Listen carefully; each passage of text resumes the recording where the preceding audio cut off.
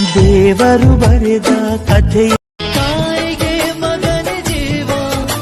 ದೇವರು ಬರೆದ ಕಥೆಯಲ್ಲಿ.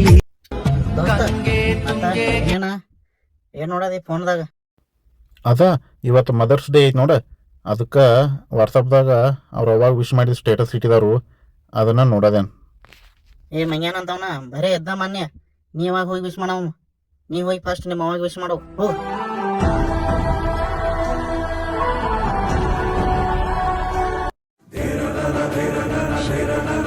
ಯವ್ವ, ಹ್ಯಾಪಿ ಮದರ್ಸ್ ಡೇ. ಮುಕ್ಕೋಟಿ ದೇವರು ತಾಯಿ ಪಾದಲಿರುವರು, ಕೈ ಮುಗಿದು ಬೇಡಯ್ಯ ನೀನು ಕ್ಷಮೆಯ